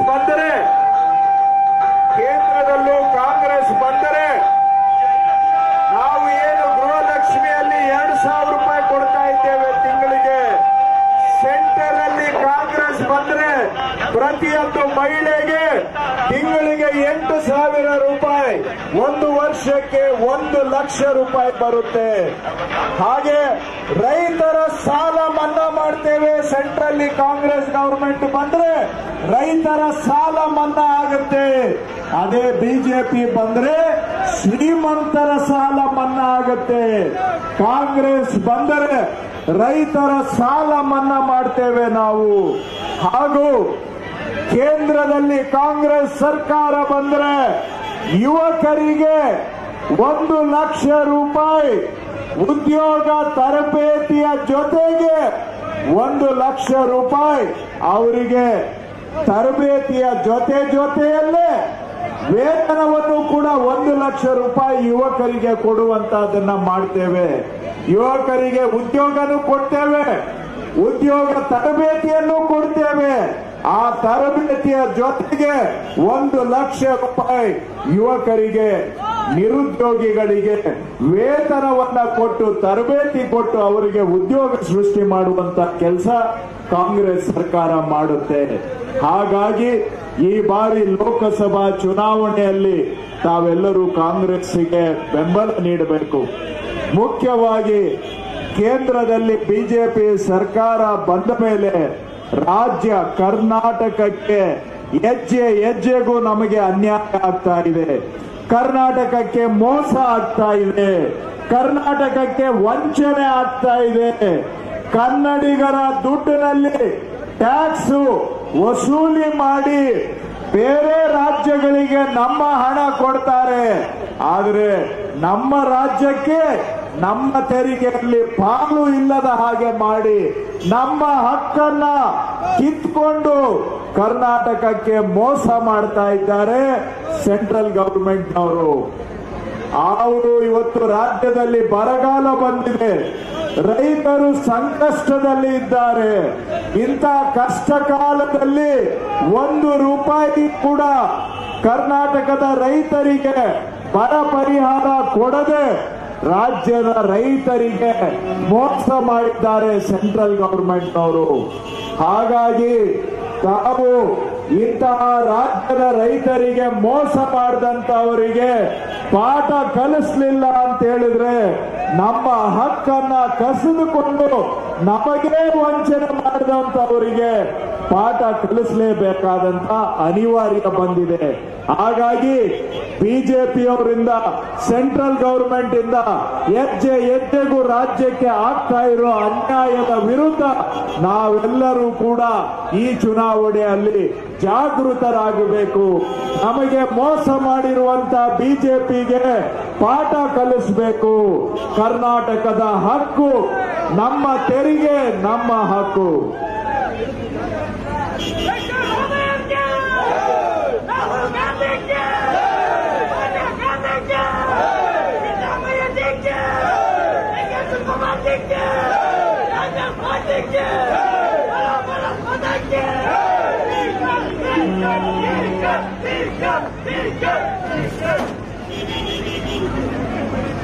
ಕರ್ನಾಟಕಕ್ಕೆ ನ್ಯಾಯ ಸಿಗಬೇಕು ಅಂದ್ರೆ ಈ ಬಾರಿ ಕಾಂಗ್ರೆಸ್ ಅನ್ನ ಗೆಲ್ಲಿಸಿ ಬಿಜೆಪಿಯನ್ನ ಸೋಲಿಸಬೇಕು. ಬಿಜೆಪಿ ಜೆಡಿಎಸ್ನವರು ಅವರು ಕರ್ನಾಟಕಕ್ಕೆ ಅನ್ಯಾಯ ಆದಾಗ ಒಂದು ಮಾತು ಕೂಡ ಕನ್ನಡಿಗರ ಪರವಾಗಿ ಮಾತನಾಡಿಲ್ಲ. ಅಂತವರಿಂದ ಕರ್ನಾಟಕಕ್ಕೆ ಅನ್ಯಾಯ ಆಗುತ್ತೆ. ಏನಾದ್ರೂ ಕರ್ನಾಟಕದ ಪರವಾಗಿ ಧ್ವನಿ ಎತ್ತಬೇಕು ಅಂದ್ರೆ ಕಾಂಗ್ರೆಸ್ನ ಎಂಪಿಗಳನ್ನ ದಯವಿಟ್ಟು ಗೆಲ್ಲಿಸಿ. ನಮ್ಮನ್ನ ಕರ್ನಾಟಕದ ಜನಗಳಿಂದ ದೇಶದಲ್ಲೇ ಅತಿ ಹೆಚ್ಚು ಟ್ಯಾಕ್ಸ್ ನಮ್ಮಿಂದ ಕಟ್ಟಿಸ್ಕೊಳ್ತಾರೆ. ನಮಗೆ ಅವಮಾನ ಮಾಡ್ತಾರೆ. ಬರೀ 6 ಕೋಟಿ ಕನ್ನಡಿಗರು ಇಬ್ರು ಮಾತು ನಾವು ಕೇಳಬೇಕಾ ಅಂತ ನಮ್ಮನ್ನೇ ಅವಮಾನ ಮಾಡ್ತಾರೆ. ಟ್ಯಾಕ್ಸ್ ಕಟ್ಟಿಸ್ಕೊಳ್ಳುವಾಗ ನಮ್ಮ ಹತ್ರ ವಸೂಲಿ ಮಾಡುವಾಗ ನಮ್ಮಿಂದ ಸುಲಿಗೆ ಮಾಡುವಾಗ ಕನ್ನಡಿಗರು ಬೇಕು. ಆದ್ರೆ ನಮ್ಮ ತೆರಿಗೆಯಲ್ಲಿ ನಮ್ಮ ಹಕ್ಕು, ನಮ್ಮ ಪಾಲನ್ನ ಕೇಳಿದ್ರೆ ನಮ್ಮನ್ನೇ ಅವಮಾನ ಮಾಡ್ತಾರೆ. 6 ಕೋಟಿ ಕನ್ನಡಿಗರು ಕೇವಲ ಅಂತ ನಮ್ಮನ್ನ ಹೀಯಾಳಿಸ್ತಾರೆ, ಕಂಡಮ್ ಮಾಡ್ತಾರೆ. ಇಂತಹ ಕನ್ನಡಿಗರನ್ನ ಅವಮಾನ ಮಾಡಿದಂತವರಿಗೆ ಪಾಠ ಕಲಿಸುವಂತ ಸಂದರ್ಭ ಬಂದಿದೆ. ಕರ್ನಾಟಕದ ಪರವಾಗಿ ಧ್ವನಿ ಎತ್ತುವಂತ ಸಂದರ್ಭ ಬಂದಿದೆ. ಹಾಗಾಗಿ ಈ ಚುನಾವಣೆಯಲ್ಲಿ ನಮ್ಮ ಕಾಂಗ್ರೆಸ್ ಅಭ್ಯರ್ಥಿ ರಕ್ಷಾ ರಾಮಯ್ಯ ಅವರಿಗೆ ತಾವೆಲ್ಲರೂ ಆಶೀರ್ವಾದ ಮಾಡಬೇಕು ಅಂತ ಕಾಂಗ್ರೆಸ್ ಪಕ್ಷದ ಪರವಾಗಿ ತಮಗೆ ಮನವಿ ಮಾಡ್ತೇವೆ. ನಮ್ಮ ಅಭ್ಯರ್ಥಿ ಯುವಕ, ವಿದ್ಯಾವಂತ, ಶುದ್ಧ ಹಸ್ತ ಹಾಗೂ ಕೊಡುಗೈ ದಾನಿಗಳ ಕುಟುಂಬದ ಯುವಕ ರಕ್ಷಾ ರಾಮಯ್ಯ ಅವರು ತಮ್ಮನ್ನ ಮಾತಾಡ್ತಾರೆ. ಈಗ ಬೋಲೋ ಭಾರತ್ ಮಾತಾ ಕಿ. 23ರಲ್ಲಿ ಎಲ್ಲರೂ ನಾವೆಲ್ಲ ದೊಡ್ಡಬಳ್ಳಾಪುರಕ್ಕೆ ಬಂದಿದ್ವಿ. ದೊಡ್ಡಬಳ್ಳಾಪುರಲ್ಲಿ ಬಂದು ನಮ್ಮ ಸರ್ಕಾರದ 5 ಪ್ರಣಾಳಿಕೆಗಳನ್ನು ನಿಮ್ಮ ಮುಂದೆ ಇಟ್ಟಿದ್ವಿ. ಒಂದು ಗೃಹಲಕ್ಷ್ಮಿ, ಗೃಹ ಜ್ಯೋತಿ, ಅನ್ನಭಾಗ್ಯ, ಶಕ್ತಿ ಕಾರ್ಯಕ್ರಮ, ಎಲ್ಲ ಕಾರ್ಯಕ್ರಮಗಳನ್ನ ನಿಮ್ಮ ಮುಂದೆ ಇಟ್ಟಿದ್ವಿ. ಸರ್ಕಾರ ನೀವೆಲ್ಲರೂ ಆಶೀರ್ವದಿಸಿದ್ರಿ. ನೀವೆಲ್ಲ ಆಶೀರ್ವದಿಸಿ ನಮ್ಮ ಕಾಂಗ್ರೆಸ್ ಸರ್ಕಾರವನ್ನು ಮತ್ತೆ ನಮ್ಮ ಸನ್ಮಾನ್ಯ ಮುಖ್ಯಮಂತ್ರಿಗಳಾದ ಶ್ರೀ ಸಿದ್ದರಾಮಯ್ಯ ಸಾಹೇಬರನ್ನು ಮತ್ತೆ ಡಿ.ಕೆ. ಶಿವಕುಮಾರ್ ಸಾಹೇಬರನ್ನು ನೀವೆಲ್ಲ ಆಶೀರ್ವದಿಸಿದ್ರಿ. ಕಾಂಗ್ರೆಸ್ ಸರ್ಕಾರ ನಮ್ಮ ಕರ್ನಾಟಕ ರಾಜ್ಯದಲ್ಲಿ ಬಂತು. ನಿಮ್ಮೆಲ್ಲರ ಆಶೀರ್ವಾದ 1-2 ತಿಂಗಳಲ್ಲಿ ನಾವು ಕೊಟ್ಟ ವಾದಗಳನ್ನು ನಾವು ಉಳಿಸ್ಕೊಂಡ್ವಿ. 2 ತಿಂಗಳು ಎಷ್ಟೇ ಕಷ್ಟ ಸಮಯ ಆಗಿರಲಿ ನಮ್ಮ ರಾಜ್ಯದ ಬ್ಯಾಂಕ್ ಅಕೌಂಟ್ಗಳನ್ನು ದಿವಾಳಿ ಮಾಡಾಕಿದ್ರು ಬಿಜೆಪಿರವರು. ದಿವಾಳಿ ಮಾಡಾಕಿದ ಸಮಯದಲ್ಲಿ ನಮ್ಮ ರಾಜ್ಯ ಸರ್ಕಾರ, ಮಾನ್ಯ ಮುಖ್ಯಮಂತ್ರಿಗಳು, ಉಪಮುಖ್ಯಮಂತ್ರಿಗಳು ಬಹಳ ಕಷ್ಟ, ಮತ್ತೆ ನಮ್ಮೆಲ್ಲ ಮಂತ್ರಿಗಳು ಬಹಳ ಕಷ್ಟಪಟ್ಟು ಪ್ರತಿ ಒಂದು ಪ್ರಣಾಳಿಕೆಗಳನ್ನು ನಿಮ್ಮ ಮುಂದೆ ತಂದಿಟ್ವಿ. ಮುಂದೆ ತಂದಿಟ್ಟ ಸಮಯದಲ್ಲಿ ನೀವೆಲ್ಲರ ಆಶೀರ್ವಾದದೊಂದಿಗೆ ನಮ್ಮ ಕಾರ್ಯಕ್ರಮಗಳು ಮುಂದೆ ವರಿದವು.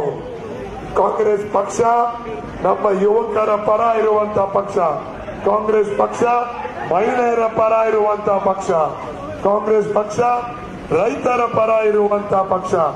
ನಾವು ಕೊಟ್ಟಿದ್ದ ಮಾತನ್ನ ನಾವು ಉಳಿಸ್ಕೊತೀವಿ.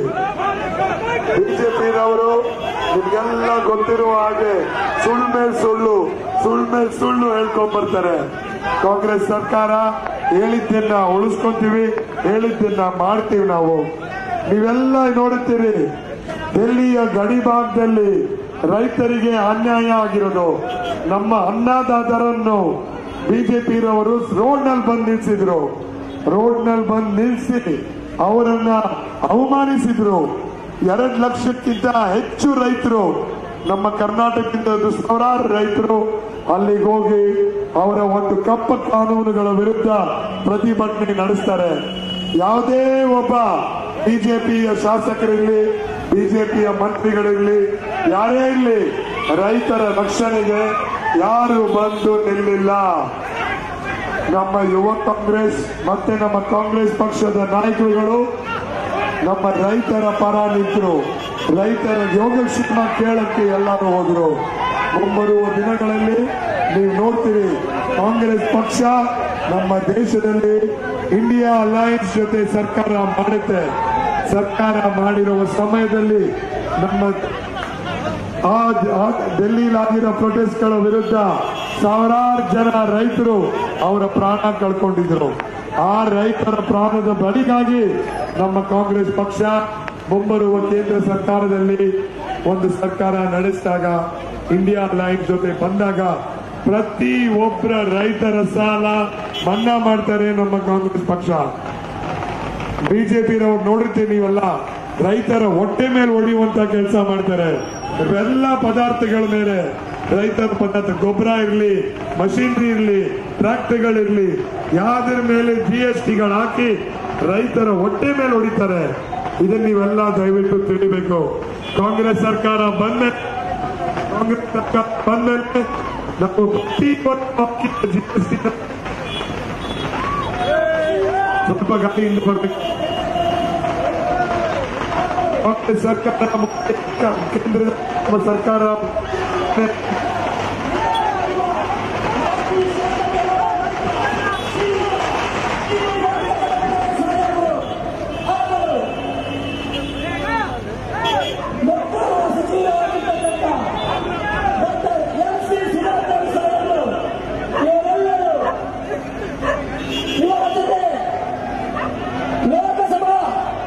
ಚಿಕ್ಕಬಳ್ಳಾಪುರ ಲೋಕಸಭಾ ಕಾಂಗ್ರೆಸ್ ಅಭ್ಯರ್ಥಿಯಾಗಿರ್ತಕ್ಕಂಥ ಯುವಕರ ಕಣ್ಮಣಿ ಕೊಡುಗೆ ಇದ್ದಾನೆ.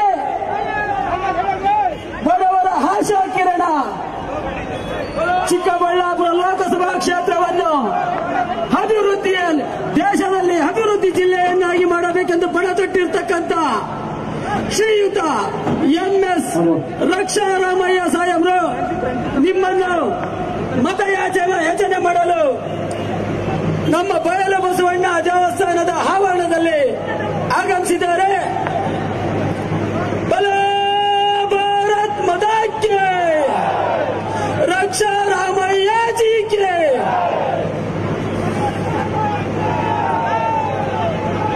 बोलो भारत माता के, ಕರ್ನಾಟಕ ಮಾತೆಗೆ, ಕಾಂಗ್ರೆಸ್ ಪಕ್ಷಕ್ಕೆ. ಕಾಂಗ್ರೆಸ್ ಪಕ್ಷ ರೈತರ ರಕ್ಷಣೆಗಾಗಿರುವಂತ ಪಕ್ಷ, ಕಾಂಗ್ರೆಸ್ ಪಕ್ಷ ಯುವಕರ ರಕ್ಷಣೆಗಾಗಿರುವಂತ ಪಕ್ಷ.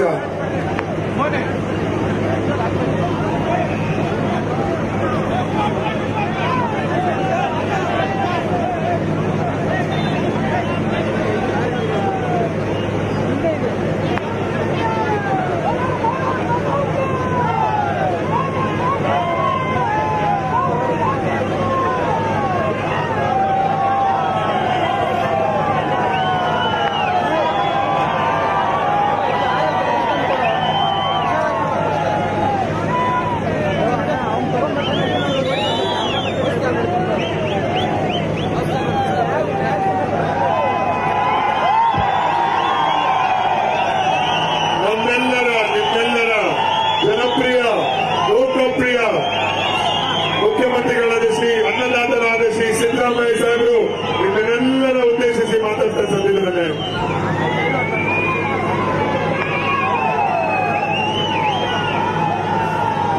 भारत माता की, कांग्रेस पार्टी की, ಸಿದ್ದರಾಮಯ್ಯನವರಿಗೆ ಮಾನ್ಯ ದೊಡ್ಡಬಳ್ಳಾಪುರ ಕ್ಷೇತ್ರದ ಎಲ್ಲ ಬಂಧುಗಳೇ, ಈ ಕ್ಷೇತ್ರದ ಜನಪ್ರಿಯ ಶಾಸಕರಾದ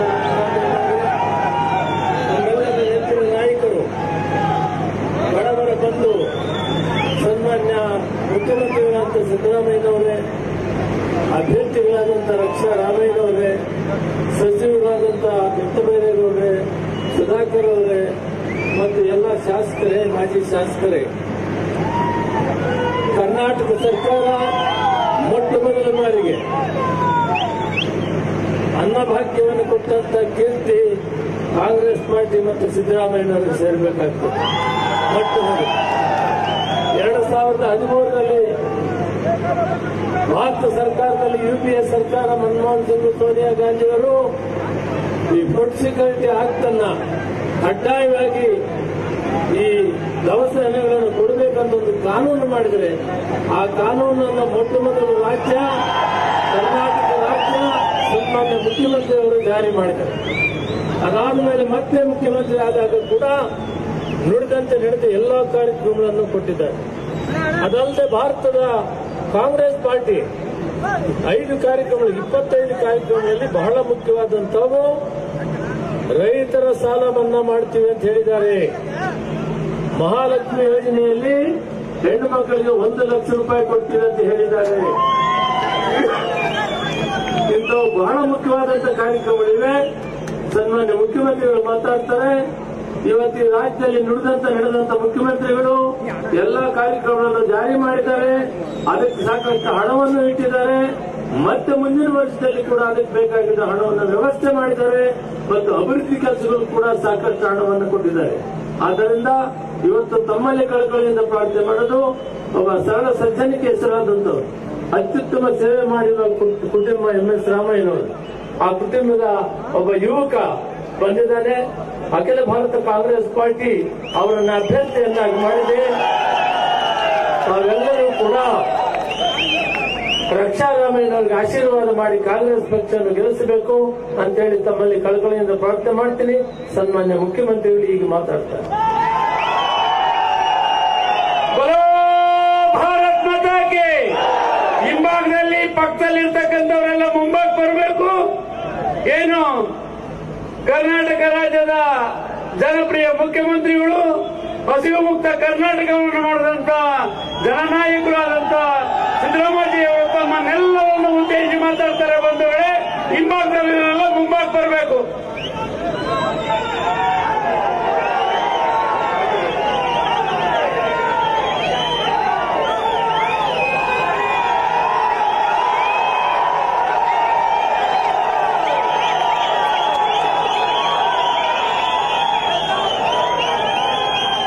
ಈ ಪ್ರಚಾರ ಸಭೆಯಲ್ಲಿ ಭಾಗವಹಿಸಿರ್ತಕ್ಕಂಥ ಆಹಾರ ಮತ್ತು ನಾಗರಿಕ ಸರಬರಾಜು ಸಚಿವರಾದಂಥ KH ಮುನಿಯಪ್ಪ ಅವರೇ, ಕಂದಾಯ ಸಚಿವರಾದಂಥ ಕೃಷ್ಣ ಬೈರೇಗೌಡ ಅವರೇ, ಉನ್ನತ ಶಿಕ್ಷಣ ಸಚಿವರಾದಂಥ ಸುಧಾಕರ್ ಅವರೇ, ಮೇಲ್ಮನೆಯ ಸದಸ್ಯರಾದಂಥ ನಸೀರ್ ಅಹಮದ್ ಅವರೇ, ಇನ್ನೊಬ್ಬರು ಮೇಲ್ಮನೆಯ ಸದಸ್ಯರಾದಂಥ ಸೀತಾರಾಮ್ ಅವರೇ, ಈ ಕ್ಷೇತ್ರದ ಮಾಜಿ ಶಾಸಕರು ಆತ್ಮೀಯರು ಆದಂಥ ವೆಂಕಟರಮಣಯ್ಯ ಅವರೇ,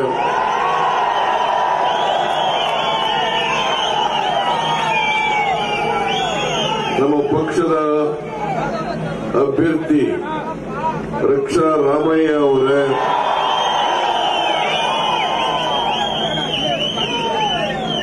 ನಿಮ್ಮ ಉತ್ಸಾಹವನ್ನು ನೋಡಿದ್ರೆ ನನಗೆ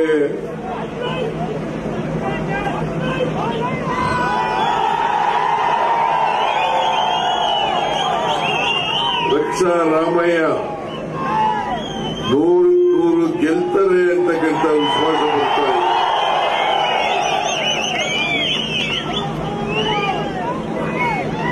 ರಕ್ಷಾ ರಾಮಯ್ಯನವರ ವಿರುದ್ಧ ಒಬ್ಬ ಭ್ರಷ್ಟಾಚಾರಿ ಸ್ಪರ್ಧೆ ಮಾಡಿದ್ದಾರೆ.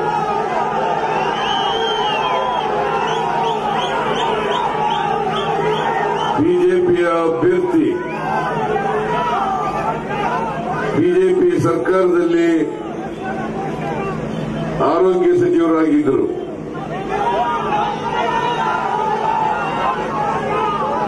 ಕೊರೋನಾ ರೋಗ ಬಂದಂತಹ ಸಂದರ್ಭದಲ್ಲಿ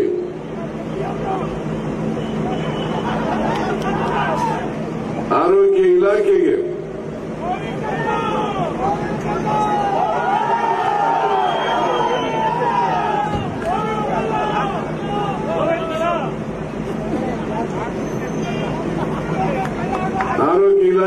ಕೊಂಡ್ಕೊಂಡಿರ್ತಕ್ಕಂಥ ಸಾಮಗ್ರಿಗಳು, ಕೊರೋನಾ ರೋಗಕ್ಕೆ ಅತ್ಯವಶ್ಯಕವಾಗಿ ಬೇಕಾಗಿದ್ದಂತ ಸಾಮಗ್ರಿಗಳು, ಅದರ ರೋಗ ಬಂದಂತ ಸಂದರ್ಭದಲ್ಲೇ ಲೂಟಿ ಹೊಡೆದುಬಿಟ್ರು. ಅವರು ರಕ್ಷಾರಾಮಯ್ಯ ವಿರುದ್ಧ ಈಗ ಬಿಜೆಪಿ ಜೆಡಿಎಸ್ ಹೊಂದಾಣಿಕೆಯ ಅಭ್ಯರ್ಥಿ.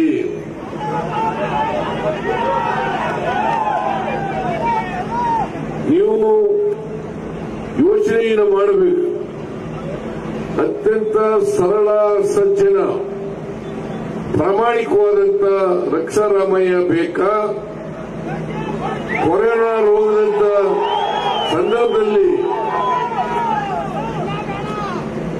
ಸಂದರ್ಭದಲ್ಲಿ ಭ್ರಷ್ಟಾಚಾರ ಮಾಡದಂತ ಭ್ರಷ್ಟಾಚಾರಿ ಬೇಕಾ?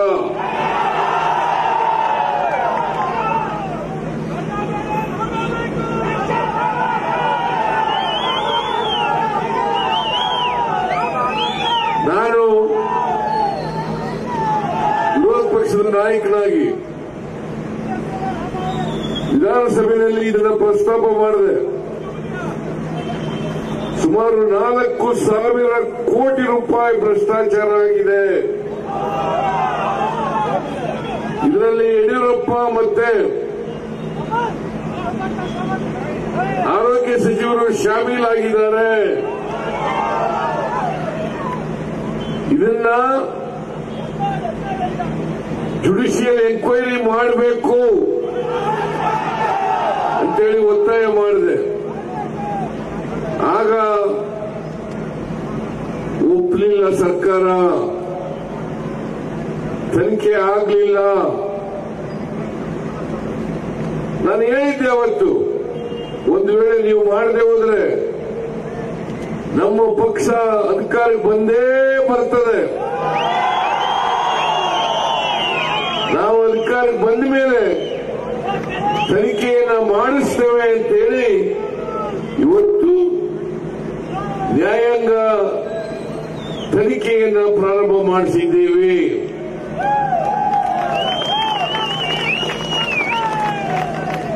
ಈ ಭ್ರಷ್ಟಾಚಾರ ಪ್ರಕರಣದಲ್ಲಿ ಸಾಕಷ್ಟು ಸಾಕ್ಷ್ಯ ಇದೆ. ಅದರಿಂದ ನಾವೇನು ನ್ಯಾಯಾಂಗ ತನಿಖೆ ಮಾಡಿಸ್ತಾ ಇದ್ದೀವಿ, ಆ ನ್ಯಾಯಾಂಗ ತನಿಖೆಯಲ್ಲಿ ಸಿಕ್ಕಿಬಿದ್ದೇ ಬೀಳ್ತಾರೆ. ಶಿಕ್ಷೆ ಅನುಭವಿಸಲೇಬೇಕಾಗ್ತದೆ.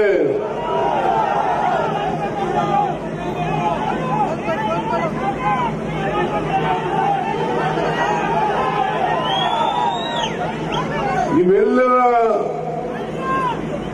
ಅಭಿಲಾಷೆಯಂತೆ ಅವರನ್ನ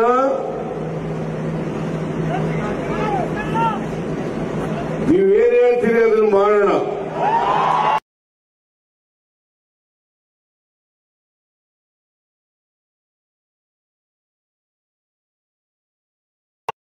ಪಕ್ಷ 10 ವರ್ಷಗಳ ಕಾಲ ನರೇಂದ್ರ ಮೋದಿ ಅವರು ಈ ದೇಶದ ಪ್ರಧಾನಮಂತ್ರಿ ಆಗಿದ್ದಾರೆ. ಏನಾದರೂ ಬಡವರಿಗೆ ಮಾಡಿದಾರ, ಸಹಾಯ ಮಾಡಿದಾರ? ರೈತರಿಗೆ ಸಹಾಯ ಮಾಡಿದಾರ?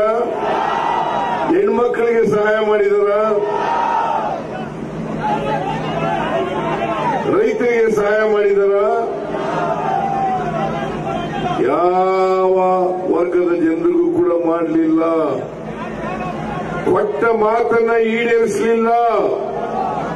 ವಿದೇಶದಲ್ಲಿ ಕಪ್ಪು ಹಣ ಇದೆ, ಆ ಕಪ್ಪು ಹಣ ತಗೊಂಡು ಈ ದೇಶದ ಎಲ್ಲ ಕುಟುಂಬಗಳಿಗೆ 15 ಲಕ್ಷ 15 ಲಕ್ಷ 15 ಲಕ್ಷ ಅವ್ರ ಅಕೌಂಟ್ಗೆ ಹಾಕ್ಬಿಡ್ತೀನಿ ಅಂತ ಹೇಳಿದ್ರು. 10 ವರ್ಷ ಆಯ್ತು. ಹಾಕಿದ್ರ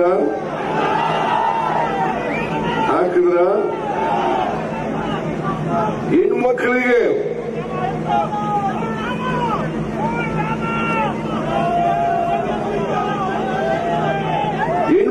ಹೇಳಿದ್ರು ಒಳ್ಳೆ ದಿನ ಬರ್ತದೆ, ಅಚ್ಚೇ ದಿನ ಈಗ, ಅಚ್ಚೇ ದಿನ ಈಗ. ಎಲ್ಲ ಅಗತ್ಯ ವಸ್ತುಗಳ ಬೆಲೆಯನ್ನ ಇಳಿಸ್ತೇವೆ. ಪೆಟ್ರೋಲ್, ಡೀಸೆಲ್, ಗ್ಯಾಸ್, ಗೊಬ್ಬರ ಎಲ್ಲ ಬೆಲೆಗಳು ಕೂಡ ಕಡಿಮೆಯಾಗ್ಬಿಡ್ತವೆ ಅಂತ ಹೇಳಿದ್ರು. ಆದರೆ ಅದಕ್ಕೆ ಬದಲಾಗಿ 2014ರಲ್ಲಿ 1 ಲೀಟರ್ ಡೀಸೆಲ್ ಬೆಲೆ 57 ರೂಪಾಯಿ ಇತ್ತು. 57 ರೂಪಾಯಿ ಇತ್ತು. ಇವತ್ತು 95 ರೂಪಾಯಿ. ಪೆಟ್ರೋಲ್ ಬೆಲೆ 71 ರೂಪಾಯಿ ಇತ್ತು 2014ರಲ್ಲಿ. ಇವತ್ತು 105 ರೂಪಾಯಿ.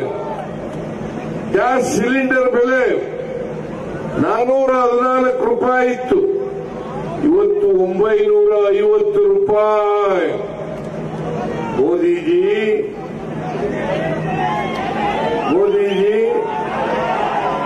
ಎಲ್ಲಿ ಅಚ್ಚೇ ದಿನ ಆಯೇಗ ಅಂತ ಹೇಳಿದ್ರಲ್ಲ, ಎಲ್ರಿ ಬಂತು?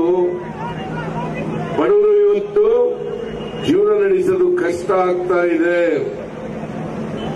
ಅದಕ್ಕೋಸ್ಕರ ನಾವು ವಿಧಾನಸಭಾ ಚುನಾವಣಾ ಸಂದರ್ಭದಲ್ಲಿ ನಾನು ಡಿ.ಕೆ. ಶಿವಕುಮಾರ್ ಅವರು 5 ಗ್ಯಾರಂಟಿಗಳನ್ನು ಘೋಷಣೆ ಮಾಡಿದ್ದು. ಆ 5 ಗ್ಯಾರಂಟಿಗಳ ಕಾರ್ಡ್ಗಳಿಗೆ ನಾನು ಡಿ.ಕೆ. ಶಿವಕುಮಾರ್ ಸೈನ್ ಮಾಡಿದ್ದು. ನಾವು ಕೊಟ್ಟ ಮಾತಿಗೆ ತಲುಪಿಸಗಳಲ್ಲ ಅಂತೇಳಿ,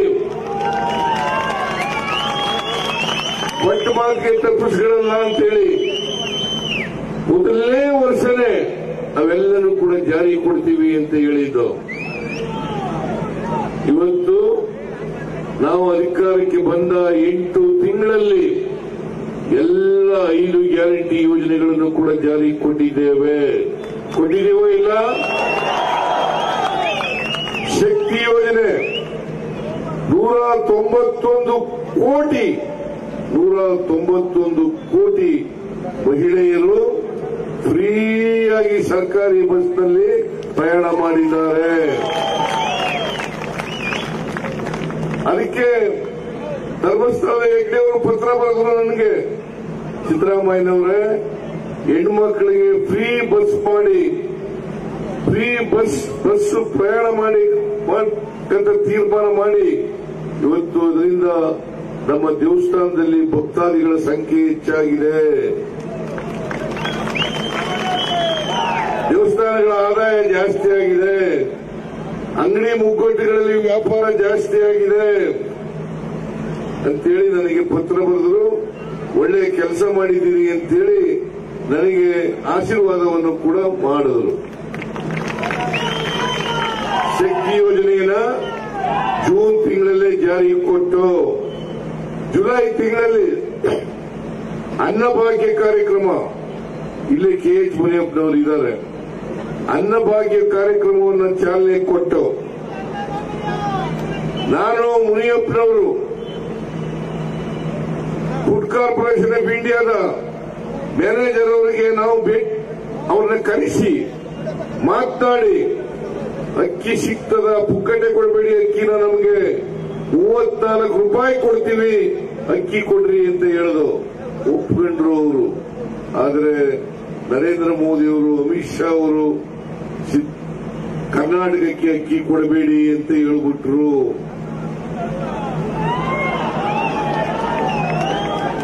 ನಾನು ಮುನಿಯಪ್ಪನವರನ್ನು ಕಳಿಸಿದೆ, ಕೇಂದ್ರ ಸಚಿವರ ಜೊತೆ ಮಾತಾಡಿ ಅಕ್ಕಿ ಏನಾದ್ರು ಪ್ರಯತ್ನ ಮಾಡ್ರಿ ಅಂತ ಹೇಳಿದೆ, ಆದರೆ ಕೊಡ್ಲಿಲ್ಲ. ಪಂಜಾಬ್ ಮುಖ್ಯಮಂತ್ರಿ ಮಾತಾಡಿದೆ, ಅಕ್ಕಿ ಸಿಗ್ಲಿಲ್ಲ. ಛತ್ತೀಸ್ಗಢ ಮುಖ್ಯಮಂತ್ರಿ ಮಾತಾಡಿದೆ, ಅವರು ಅಕ್ಕಿ ಕೊಡ್ಲಿಲ್ಲ. ತೆಲಂಗಾಣ ಮುಖ್ಯಮಂತ್ರಿ ಮಾತಾಡಿದೆ, ಅಕ್ಕಿ ಸಿಗ್ಲಿಲ್ಲ. ಆಂಧ್ರದ ಮುಖ್ಯಮಂತ್ರಿ ಜೊತೆ ಮಾತಾಡಿದೆ, ಅಕ್ಕಿ ಸಿಗ್ಲಿಲ್ಲ. ಮುನಿಯಪ್ಪನವರು ಅಲ್ಲೋಗಿ ಬಹಳ ಪ್ರಯತ್ನ ಮಾಡಿದ್ರು ಕೂಡ ಅಕ್ಕಿ ಕೊಡ್ಲಿಲ್ಲ ಅವರು.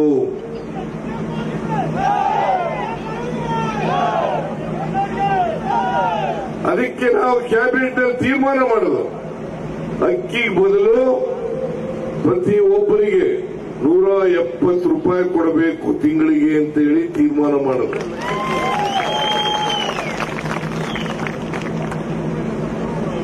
ಆಮೇಲೆ ಗೃಹ ಜ್ಯೋತಿ ಅಂತಕ್ಕಂಥ ಕಾರ್ಯಕ್ರಮ, ಅದನ್ನು ಜುಲೈ ತಿಂಗಳಲ್ಲೇ ಜಾರಿ ಕೊಟ್ಟು 200 ಯೂನಿಟ್ ವರೆಗೆ ಫ್ರೀ ಕರೆಂಟ್, ಯಾರು ಕೂಡ ಬಿಲ್ ಕಟ್ಟಬೇಕಾಗಿಲ್ಲ. ಆ ದುಡ್ಡು ಬಡವರಿಗೆ ಉಳಿತಾಯ ಆಗ್ತಾ ಇದೆ.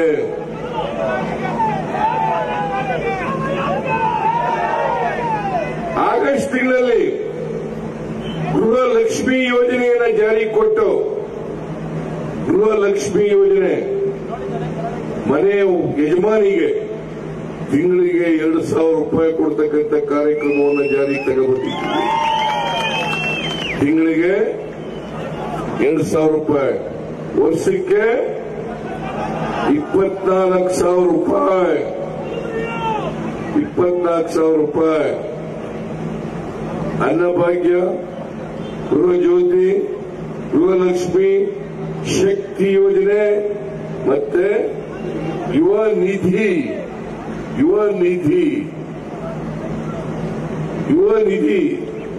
ನಿರುದ್ಯೋಗಿ ಪದವೀಧರರಿಗೆ 3,000 ರೂಪಾಯಿ, ತಿಂಗಳಿಗೆ 3,000 ರೂಪಾಯಿ. ಡಿಪ್ಲೊಮಾ ಹೋಲ್ಡರ್ಸ್ಗೆ 1,500 ರೂಪಾಯಿ. ಅದನ್ನ ಶಿವಮೊಗ್ಗದಲ್ಲಿ ಅದಕ್ಕೆ ಚಾಲನೆಯನ್ನ ಕೊಟ್ಟು, ಇವೆಲ್ಲ 5 ಗ್ಯಾರಂಟಿ ಯೋಜನೆಗಳನ್ನ ಜಾರಿ ಕೊಟ್ಟಿದ್ದೀವಿ. ಬಿಜೆಪಿಯವರು ಹೇಳ್ತಾರೆ ಈ ಎಲ್ಲ 5 ಗ್ಯಾರಂಟಿಗಳನ್ನ ಜಾರಿ ಮಾಡಲಿಕ್ಕೆ ಸಾಧ್ಯ ಇಲ್ಲ, ಕರ್ನಾಟಕ ಸರ್ಕಾರ ಆರ್ಥಿಕವಾಗಿ ದಿವಾಳಿ ಆಗ್ಬಿಡ್ತದೆ ಅಂತೇಳಿ ಟೀಕೆ ಮಾಡಿದ್ರು. ಆಗ ಈ ಟೀಕೆ ಈಗೇನಂತದೆ ಅಂತಂದ್ರೆ, ಇದು ತಾತ್ಕಾಲಿಕ ಗ್ಯಾರಂಟಿಗಳನ್ನ ಕೊಟ್ಟಿರ್ತಕ್ಕಂಥದ್ದು, ತಾತ್ಕಾಲಿಕ. ಲೋಕಸಭಾ ಚುನಾವಣೆ ಆದಮೇಲೆ ಇದನ್ನ ನಿಲ್ಲಿಸ್ಬಿಡ್ತಾರೆ. ನಾನು ಹೇಳಿದೆ, ಇದು ಬಾಲಿಶವಾದಂತ ಹೇಳಿಕೆ, ಇದು ಹೊಟ್ಟೆ ಕಿಚ್ಚಿನಿಂದ ಹೇಳ್ತಕ್ಕಂಥ ಹೇಳಿಕೆ. ಇದು ನಾನು ಇವತ್ತು ನಿಮಗೆ ಭರವಸೆಯನ್ನು ಕೊಡ್ತೇನೆ, ನಮ್ಮ ಪಕ್ಷ ಎಲ್ಲಿವರೆಗೆ ಅಧಿಕಾರದಲ್ಲಿರ್ತದೆ ಅಲ್ಲಿವರೆಗೆ 5 ಗ್ಯಾರಂಟಿಗಳನ್ನು ಮುಂದುವರಿಸುತ್ತೇವೆ.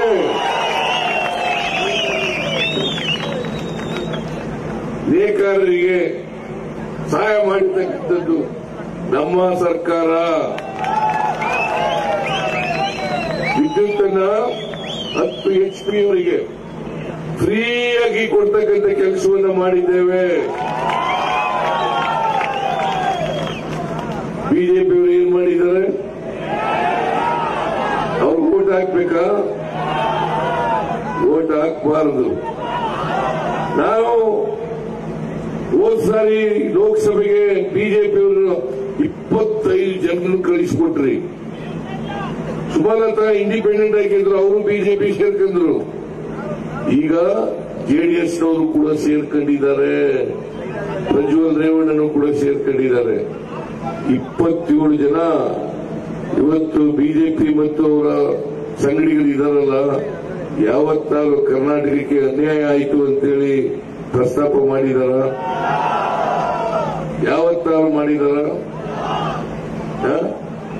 ನಿಮ್ಮ ಧ್ವನಿಯಾಗಿ ಕರ್ನಾಟಕದ ಪರವಾಗಿ, ಕನ್ನಡಿಗರ ಪರವಾಗಿ ಮಾತನಾಡೋರು ಲೋಕಸಭೆಗೆ ಹೋಗ್ಬೇಕು ಹೊರತು ಬಾಯಿ ಮುಚ್ಚಿಕೊಂಡು ಕೂತಿರ್ತಕ್ಕಂಥವ್ರು ಹೋಗಬಾರದು.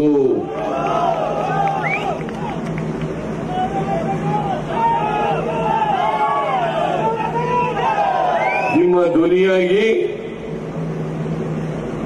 ಧ್ವನಿಯಾಗಿ ಕನ್ನಡಿಗರ ಧ್ವನಿಯಾಗಿ ರಕ್ಷಾ ರಾಮಯ್ಯನವರನ್ನ ನೀವು ಕಳಿಸಿದ್ರೆ ಅಲ್ಲಿ ಪಾರ್ಲಿಮೆಂಟ್ ನಲ್ಲಿ ನಿಮ್ಮ ಪರವಾಗಿ ಮಾತನಾಡ್ತಾರೆ.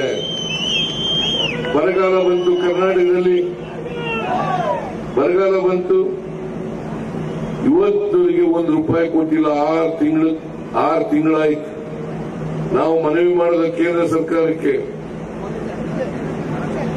ಕರ್ನಾಟಕದಲ್ಲಿ ರೈತರು ಕಣ್ಣೀರಲ್ಲಿ ಕೈ ತೊಳಿತಾ ಇದ್ದಾರೆ. ನಮಗೆ ಬರಬೇಕಾಗಿರ್ತಕ್ಕಂಥ ಹಣವನ್ನ NDRF ಇಂದ ಬಿಡುಗಡೆ ಮಾಡ್ರಿ ಅಂತೇಳಿ ವಾಗದ್ರು ಕೂಡ ಕೊಡ್ಲಿಲ್ಲ. ನರೇಂದ್ರ ಮೋದಿ ಅವರು ಕೊಡ್ಲಿಲ್ಲ, ಅಮಿತ್ ಶಾನು ಕೊಡ್ಲಿಲ್ಲ, ನಿರ್ಮಲಾ ಸೀತಾರಾಮನ್ ಅವರು ಕೂಡ ಕೊಡ್ಲಿಲ್ಲ. ಅದ್ರ ಬದಲಿಗೆ ಸುಳ್ಳು ಹೇಳಿದ್ರು. ಇವತ್ತು ಬಿಜೆಪಿ ಸರ್ಕಾರ ಕರ್ನಾಟಕಕ್ಕೆ ಮಲತಾಯಿ ಧೋರಣೆಯನ್ನು ತೋರಿದೆ, ಕರ್ನಾಟಕಕ್ಕೆ ದೊಡ್ಡ ಅನ್ಯಾಯವನ್ನು ಮಾಡಿದೆ. ಈ ಅನ್ಯಾಯ ಸರೋಗಬೇಕಾದರೆ ಬಿಜೆಪಿ ಸೋಲ್ಲೇಬೇಕು.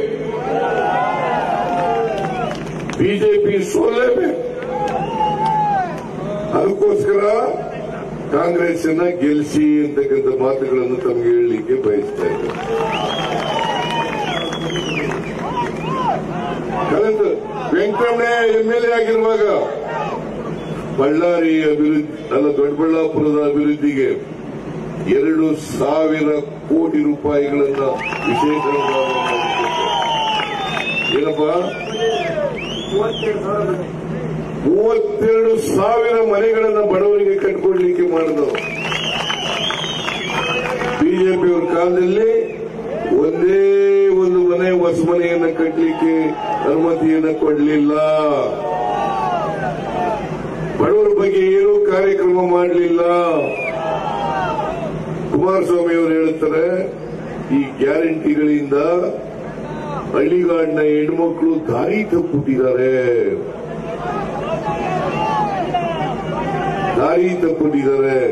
ನಾನು ಕೇಳ್ತೀನಿ, ಇಲ್ಲಿ ಹೆಣ್ಮಕ್ಳಿಂದ ದಾರಿ ತಪ್ಪಿಟ್ಟಿದ್ರೆ ನಮ್ಮ ಈ ತರ ಹೇಳ್ಬೋದು? ಅವ್ರ ತಕ್ಕ ಉತ್ತರ ಕೊಡಬೇಕು ಬೇಡ? ನೀವು ತಕ್ಕ ಉತ್ತರ ಕೊಡಬೇಕು ಬೇಡ? ಅದಕ್ಕೋಸ್ಕರ 26ನೇ ತಾರೀಕು ಚುನಾವಣೆ ನಡೀತಾ ಇದೆ. ಅವತ್ತು ನಮ್ಮ ಪಕ್ಷದ ಅಭ್ಯರ್ಥಿ ರಕ್ಷಾ ರಾಮಯ್ಯ ಅವರ ಕ್ರಮ ಸಂಖ್ಯೆ 100, ಅವರ ಚಿಹ್ನೆ ಹಸ್ತದ ಗುರುತಿಗೆ ವೋಟ್ ಹಾಕಿ ರಕ್ಷಾ ರಾಮಯ್ಯನವರನ್ನ ಕಳಿಸಿಕೊಡಬೇಕು. ಭ್ರಷ್ಟಾಚಾರಿಯನ್ನ ಸೋಲಿಸಬೇಕು. ಮಾಡ್ತೀರಿ ಅಲ್ವಾ? ಇಷ್ಟನ್ನು ಹೇಳಿ ನಿಮಗೆಲ್ಲ ನಮಸ್ಕಾರ ಮಾಡಿ, ಇಷ್ಟೊತ್ತಾದ್ರೂ ಕೂಡ ನೀವೆಲ್ಲ ರೋಡ್ ಶೋ ಮಾಡಲಿಕ್ಕೆ ಸಹಾಯ ಮಾಡಿದ್ದೀರಿ. ರಕ್ಷಾ ರಾಮಯ್ಯನವರನ್ನ ಗೆಲ್ಲಿಸ್ತೀವಿ, ಆಶೀರ್ವಾದ ಮಾಡ್ತೀವಿ ಅಂತೇಳಿ ಹೇಳಿದ್ದೀರಿ. ಅದಕ್ಕೋಸ್ಕರ ನಿಮ್ಮೆಲ್ಲರಿಗೂ ಕೂಡ ಹೃದಯಪೂರ್ವಕವಾದಂತಹ ನಮಸ್ಕಾರಗಳನ್ನ ಹೇಳಿ ನನ್ನ ಮಾತನ್ನು ಮುಗಿಸ್ತೇನೆ. ಜೈ ಹಿಂದ್, ಜೈ ಕರ್ನಾಟಕ. ಬೋಲೋ ಸಿದ್ದರಾಮಯ್ಯ ಜಿ ಕೆ, ಸಿದ್ದರಾಮಯ್ಯ ಜಿ ಕೆ, ಕಾಂಗ್ರೆಸ್ ಪಕ್ಷಕ್ಕೆ, ಕಾಂಗ್ರೆಸ್ ಪಕ್ಷಕ್ಕೆ.